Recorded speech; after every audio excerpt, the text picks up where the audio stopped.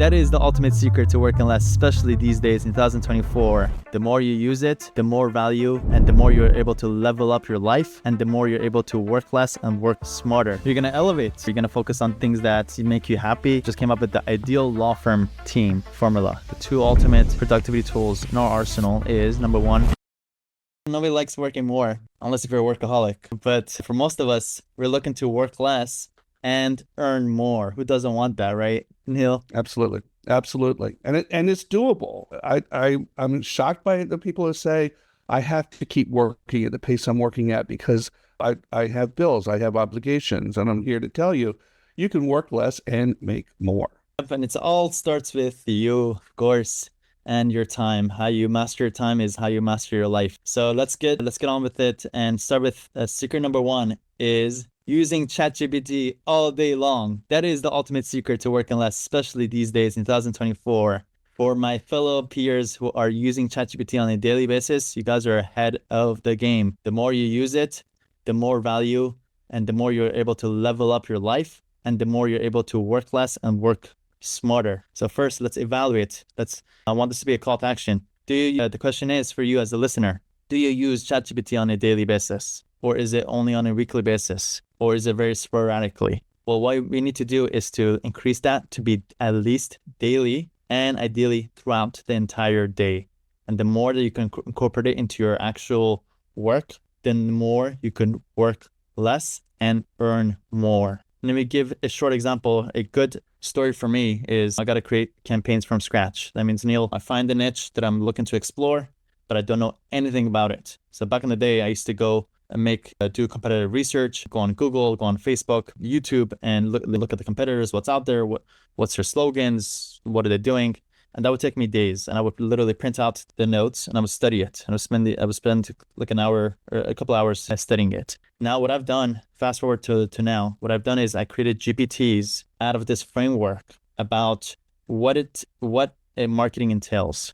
So marketing usually entails some hooks, usually entails your ad copies, includes your headlines, includes qualification questions, includes your video scripts, your ad scripts, things like that. So what I did was I created a GPT that I create the rules and the frameworks that this is how the hooks should be made. This is how you should qualify a lead. And each of those has its own resources, which I've created and shared inside of Lawyer Club. And just very recently, just a couple of weeks ago, I made one GPT where all I have to do by answering a set of 7 questions, all this ChatGPT and this GPT will give me all that for me in one shot in less than 10 seconds. And that turns into a 2 or 3 page Google Doc of notes. That's all the hooks, the ad copies, the qualification questions, and everything that I possibly need to build a campaign from scratch. And I challenged myself. I'm like, how fast can I go create a campaign from scratch? Well, the first time I implemented this, it took me 45 minutes. And I was amazed. And I'm like, this used to take me days. And even days was pretty impressive, but 45 minutes. And then about a couple of months ago, I realized I'm like, I need to create 5 of these campaigns from scratch at once. So it was something that I really wanted to test out, 5 different things. And I challenged myself, and it took me literally less than 45 minutes to create 5 of these all at once. And that was all because of ChatGPT and GPTs and be able to use AI in my practice and be able to take the frameworks that I have and create those GPTs. And that has been a game changer for me. Neil, how about you? What's your story of how you're using ChatGPT? Yeah, well, I admit, and I think I've done so on this program, that I was late to the game here. And in large part, I was convinced by our discussions about how you've been using ChatGPT. And so I stopped dipping my toe in and dived in full stream. And I have been very pleasantly surprised about what it's been able to do for me, particularly as a solo practitioner. And I want to reach out to the fellow solos and small practitioners to say, this is the leveler. This is the tool that gives you the leverage to compete as a solo or small firm practitioner. And I'll give you just an example. One of the things you said 3 weeks ago, or a month or so ago, was that within ChatGPT, you created a GPT based on subject area, and you started feeding that GPT different data sets. Well, I started doing the same thing, some for personal reasons, some for professional reasons, some just for fun, just to see how this would work. And here's from a fun example. Here's an example. I play in a band, right? So I took our band's playlist and I plugged it in. and I plugged in several similar type playlists. And then I asked ChatGPT to create a playlist for me and started defining parameters by which I wanted that playlist done. And it was remarkable, generated literally in seconds, in the time that it typically would take me about an hour to do right. So then I said, well, okay, for fun, it works. How about for work? So one of the things I've been struggling with as I get a little older, and I think some attorneys can relate to this, is I've been having to start to think about succession planning. What am I going to do with my firm when I decide I no longer want to work at all? And so I started collecting some data, some articles that I felt had a pretty good handle on succession planning, and I started feeding that into a ChatGPT called Succession Planning. And I then populated it with enough data that I was then able to provide a framework. Said, okay, I want to set up a succession plan that has these basic features, generate an outline for me and a summary for each topical area that outline represents. And so I got a succession plan literally in minutes that it would have taken me months and months and months to flesh out manually. Now, do I have to update it and change it? Sure.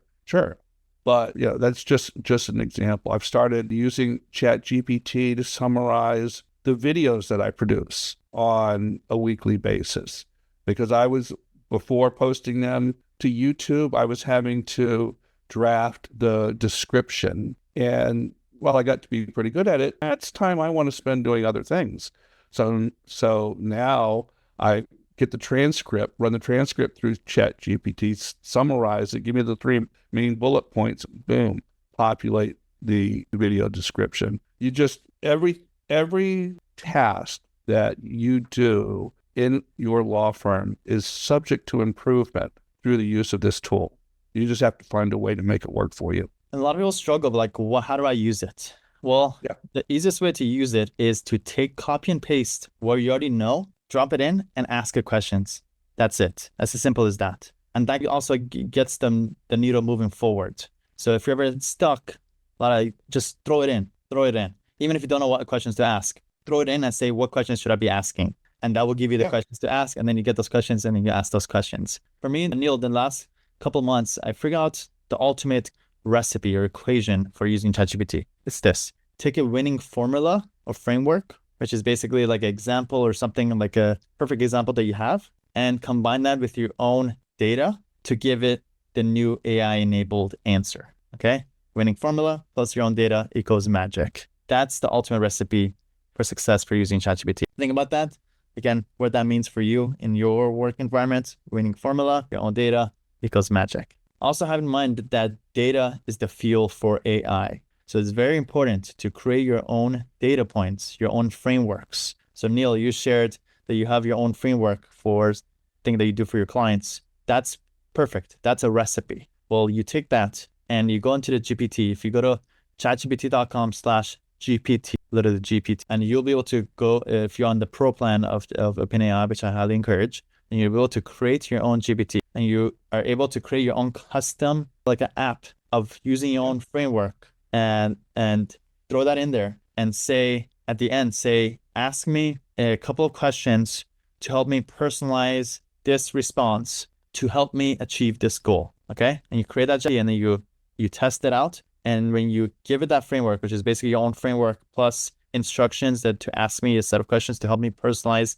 to achieve this goal, then you're able to use this custom GPT for you to do the same, to solve the same problem over and over. And this is what we shared about GPTs. And I was literally the first day that GPT Store got released, I went and released 30 of these, Neil, and we've shared this instead of Lawyer Club. When it comes to your marketing, virtual assistant, job post generator, intake scripts for your intakers, Facebook ad copywriters, email copywriters, hook generators, and so many that could list all these different things out.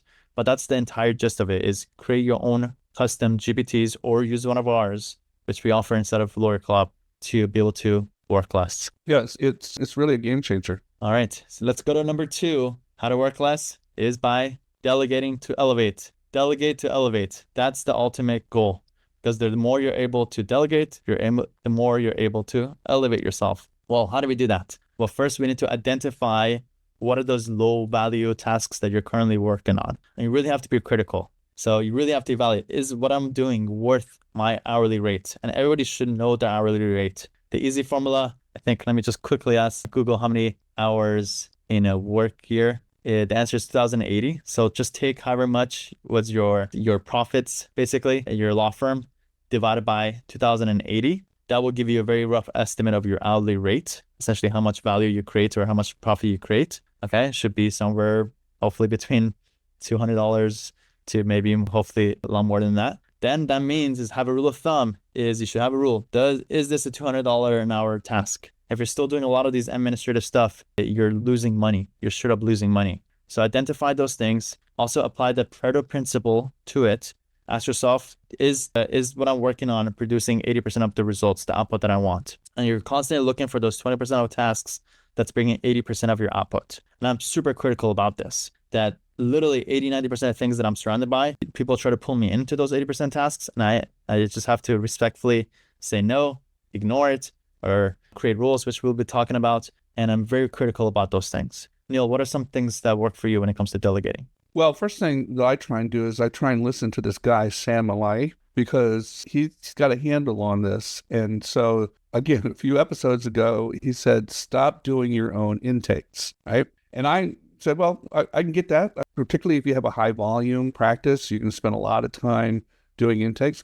I don't have a high volume practice, but it's high enough for me. But I always felt like, okay, as the face of the firm, at least the first interaction with the client, I want to be with me. And I had to let go of that ego. And so I've recently hired somebody to do the intakes. And the way we finessed it was I videotaped a typical intake or consultation, not necessarily intake, but intake consultation, and videotaped it. And so now when somebody books a consultation, we send them the videotape first, have them review it. Okay. And then the person that I hired to do the intakes can simply say, what questions do you have? And so I can get them to do 3 to 5 times more intakes per day than I could personally do.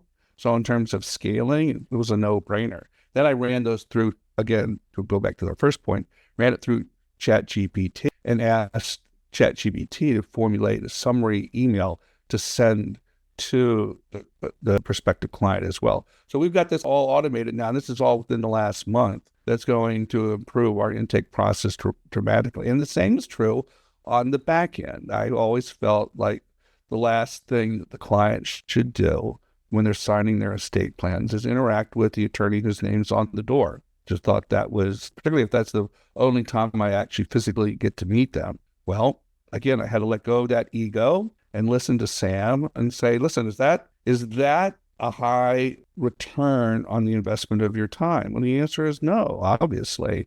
To sit and watch people and direct them to sign a few pages, yes, there's a personal interaction, but I can achieve that in other ways. I don't have to spend a half hour driving to the office, a half hour in the signing session, and a half hour driving home. Is that worth $350 an hour? No. So I've delegated that as well. So I don't know what the hell I'm going to do with my time now that I'm not doing intakes and I'm not doing sightings. You're going to elevate. Going to focus on more business revenue generating thing, or you're going to focus on things that make you happy and your life is going to level up. Neil, as you were sharing, I realized I'm like trying to decipher what's the ideal formula for our team. So I just came up with the ideal law firm team formula. It's this: 80% virtual assistants, 20% A players. So 80% of the tasks that your law firm has to do, 80% of those tasks can be delegated to virtual assistants. And then that you pair that up with those A players. There's in-house or people even either in-house or people in the US based A players who are the directors, managers, or the lawyers who oversee the 80% of the virtual assistants who do a lot of the work. That has proven to be a winning formula for us. And we're getting closer and closer to getting even more and more of virtual team. And the goal isn't to find the cheapest virtual assistants also. Let me just put this out there because we always get questions. How much do you pay? Is this worth it? Is it not? Ultimate goal, and I've been through this myself, trying to find the $4 or $5 VAs and all that stuff. over time, I'm looking to find the best virtual assistants. And it's all about ROI, return your investment when it comes to your team and your virtual assistants. So find sometimes the most expensive people or have a higher ROI than a less expensive team members. Literally one of my highest ROI people that I have working with me are on the higher salary range. And I'm happy to pay that higher salary range. So have that in mind. And also have in mind to always ideally work with specialists, not generalists. When you get started with virtual assistants, it's okay to build up your base with some generalists to pick up some of the load. But over time, you'll find that the more ideal structure is to have a bunch of specialists who are really great at just one particular thing and who step in for that one specific role. Yeah, I think it's really a very smart idea, Sam. And I particularly like the idea of picking and looking for the best virtual assistant as opposed to the cheapest. I think we have to reframe our thinking because in the past, I think we've always thought of virtual assistants as an overseas assistant who works for a very minimal scale to do trivial or menial or data-driven tasks. And once we get those solved, what else do we have that we can delegate? And so I started from the premise that I'm going to delegate to virtual attorneys. Right?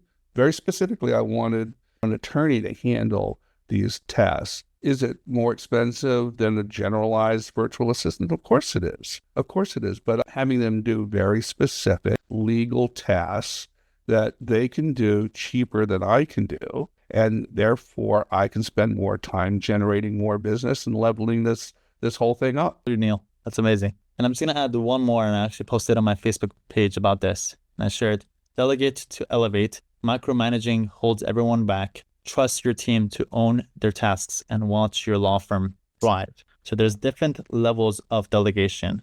Very low level is when you're controlling the situation. You're giving direct instructions, one-sided, do this, then jump back with me, do this, and moving forward. But ideally, the level 5 of delegation, like we could do a whole episode about this, is to have people make the decisions and move things forward based on the objective, one objective that they have to accomplish. So, but overall, you don't want to be micromanaging your team. The more you do that, the more they're going to get bogged down and the less value that you have from delegating. So have that in mind. Sam, I saw something this week that popped up in my Facebook feed, and it was a picture of something that you could buy, and I had no idea what it was.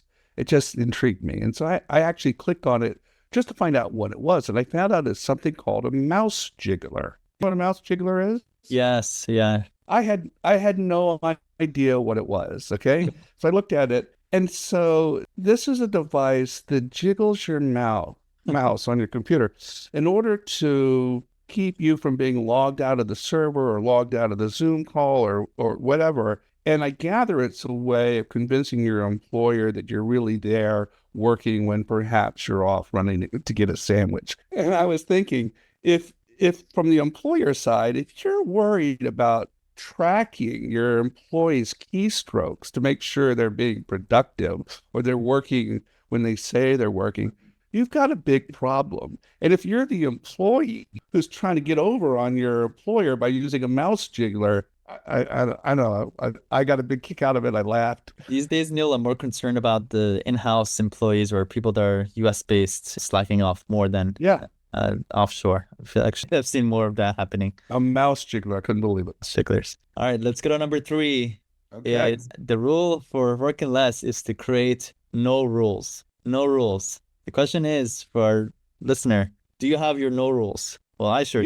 You don't mean to not have any rules. You mean rules that say no. Correct. So that's all about creating boundaries and being very clear what you shouldn't do, because a lot of times what you shouldn't do is a lot more important than what you should do.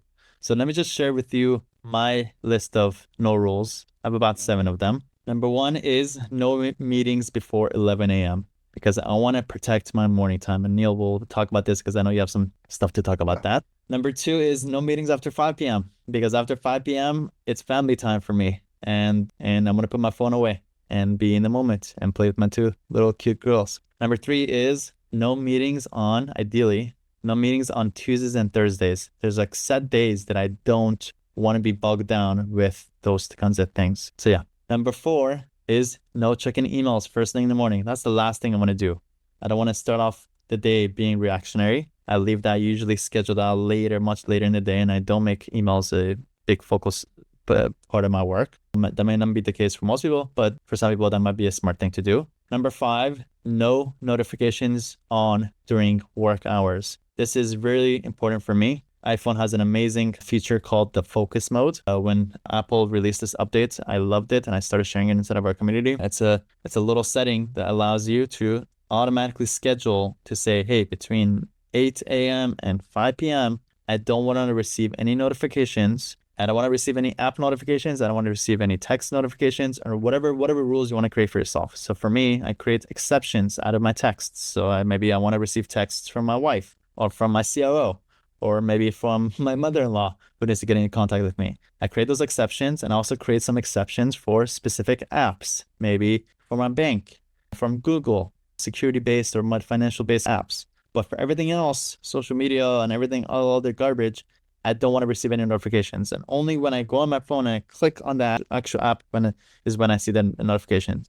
But I don't want to be distracted throughout the day for those things. Number 6, no calls during lunch hours. If I'm eating, doesn't matter who it is, I'm not picking it up. Number 7 is not taking on calls without an agenda. Neil, whenever I receive a text, hey, Sam, I need to talk to you, I always send a text back or audio message. Sure, if you can please let me know what we're going to be talking about. And a lot of times the context will just allows me to quickly reply back or send an audio message back without me needing to get on the phone to be able to do that. So those are my rules. Neil, what are some of your rules? Yeah, I've had a couple of rules that I ended up breaking that I've had to re-implement. And so it proves the importance of them. I'm one of those people that allow potential clients to schedule their own consultations. And we were talking about consultations before, but I use Schedule Once, but you can use Calendly or other types of scheduling programs. The problem with that or the challenge, and it's completely manageable, is to make sure you block out times that you're willing to take those meetings. And for me, it was never on a Monday, never on a Friday, nothing after 5 o'clock and nothing before 10 a.m. So that's really Tuesday, Wednesday, and Thursday from 10 to 5 o'clock. I got away from that and started taking things on Friday. And pretty soon I found I couldn't go where I needed to go for the weekend or do what I needed to do because I'd booked myself or allowed myself to be booked. So I've had to re-implement that one. So that's one. I've turned off all notifications during the day, all of them. And with the exception, as you said, my family can get through. But other than that, I've turned off all notifications and I've gotten way better at managing my email time.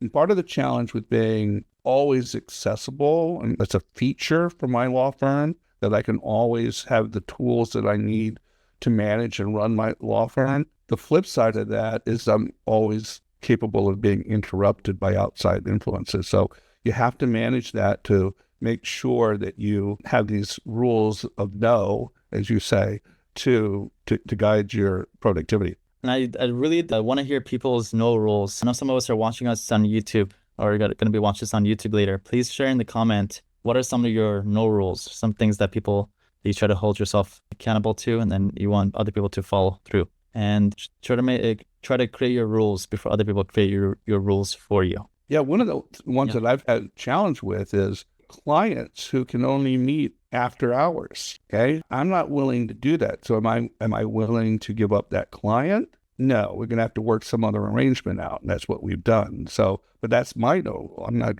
gonna meet after hours. And then just also have in mind that these rules are just frameworks. Sometimes these rules will be broken, and that's okay. Have them in mind. So don't feel bad. And sometimes you do have to make some exceptions. All right, number 4 is mastering time management is the secret to working less. And that's being really structured with your time, with a couple of productivity tools that we'll share with you to make sure that you're very clear on what has to be accomplished, but also what has to get prioritized throughout the day. Well, we've shared this before. The 2 ultimate productivity tools in our arsenal is number 1, Google Calendar, which allows you to schedule and block out time, not just your time, but also your time with other people on your team or your clients or your prospects. And number 2, I use Todoist as a task manager, which allows me to keep track of the tasks that I have to accomplish on a daily basis so that I'm clear exactly what I have to do before the day starts. And what I do, Neil, is on a Saturday nights, I do my Todoist and Google Calendar review.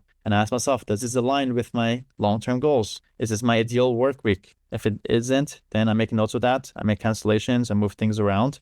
I'm always looking to optimize my days and my weeks based on my Google Calendar and based on what I see my Todoist. And the other thing that I also try to do is in my Todoist, I use the prioritize feature. That means on any given day, I have about 30, 40 different tasks that I have to do. But out of that 30 to 40 different tasks, there's usually about 2 or 3 that are like priorities, things that I really, really, really have to get done that day that are really going to move the needle forward. Sometimes if I have a lot of meetings, things happen. I know that as long as I complete my 2 or 3 priorities, that's okay. I had a great day. And if I just happen to finish my priorities and my other tasks, amazing. I had an exceptional day. And I don't get bogged down in the details. I try to move things forward. If I really can complete it and move it forward. Also, if there's anything miscellaneous that may take a lot of time of like discovering, let's just say if there's a new tools or anything like that, new articles, I try not to do that throughout the week. I schedule that for Friday. These are like my Friday miscellaneous days, discovery day, where I have more time to explore those things. Usually out of those things, maybe 1 out of the 5 tools becomes something that I could put into practice. Then I go schedule it out. Okay, Tuesday, I'm going to go implement this tool. That's how I structure my day, and I use my time management to do that. Yeah, I do something very similar, maybe on a more higher level, not quite as granular. So what I've done is blocked my days off or created space in my days for types of activity. So I'll have an hour for legal work. I'll have an hour for marketing work. I'll have an hour for professional development. I'll have an hour for dealing with colleagues and clients and communications. And so I space those on the calendar. I put those on the calendar where I'm most optimally set up to accomplish them. And then in my task list, I have categories that correspond to those blocks. So that when I have a 2-hour legal block on a Tuesday, now I can go into my task list and find all the legal tasks that I need to perform, and they're prioritized. So I know what to do in that 2-hour block. Same with marketing. I have marketing on a Thursday. I have a set of marketing tasks that are prioritized. So, and I keep refining that list and adding to it and going and deleting from it. So I think it's the same thing. It's just not putting a discrete task on your calendar. It's more putting a block of time on the calendar in which you can do multiple discrete tasks. I'll add one more framework, which is have a high sense of urgency when it comes to getting things done. A lot of people just have a wish list of things that I gotta do this. Well, don't wait on any decisions and don't wait on anybody or anything. If something comes up that's important, that's gonna move the needle forward, the question is, how am I gonna do this, prioritize this, and get this done this week? What's the first step I have to take to move the needle moving forward? Have a high sense of urgency. And also, if there's something that could get done quickly, don't delay it. Just if it's something that could be done in less than 5 minutes, just do it right then and then. A lot of times when I have a meeting with my partner, things come up. I'm not saving those notes. I'm literally sending out the texts, making the conversation, making the phone call right then and then to get that moving forward right then and then. And by the time I leave the meeting, I'm already done through half of those things that I have to do, or I've already took the first step. So have a super high sense of urgency based on whatever you need to get done, like your life depends on it. Number 5, you matter most. Prioritizing self-care and mental health. Because ultimately, Neil, it all starts with you, right? Your entire life, your work, your family, your friendship, and everything, you're the only common denominator.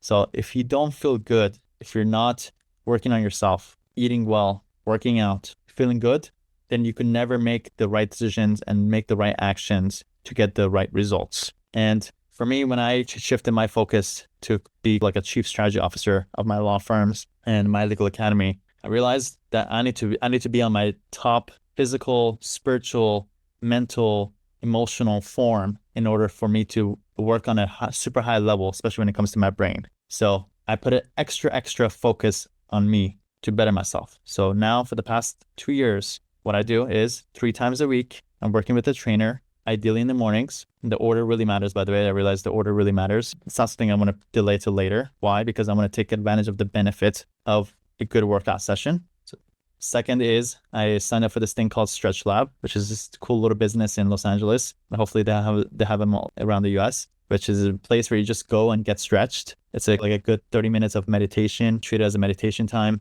Sometimes I put in my headphones and I listen to a very high level podcast and it allows my body to reset. Also, most mornings, I wake up at 5 a.m.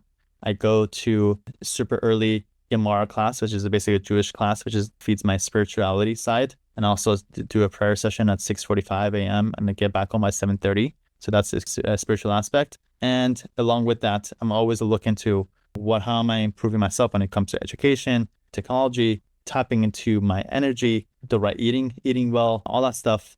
You need to prioritize those things. If you prioritize work, well, your work is going to suffer ultimately. Prioritize your life and your health, your work will get better as a result of that. What are some things that are working for you? Well, I'm a big proponent of this as well. Ever since I read the book Morning Miracle by Hal Elrod, who's created cottage industry about this. Now, I don't have the 5 o'clock morning routine. One of the advantages of being a solo practitioner and working largely from home is I can dictate when I want to start. So my morning routine is a little later, but it's still very much a similar routine. And a couple of things in addition to what you've spoken about. I'm a big Apple guy, and on your phone or watch, there's a app called Fitness Plus, which has a billion workouts that you can do. You never need a trainer if you don't want one.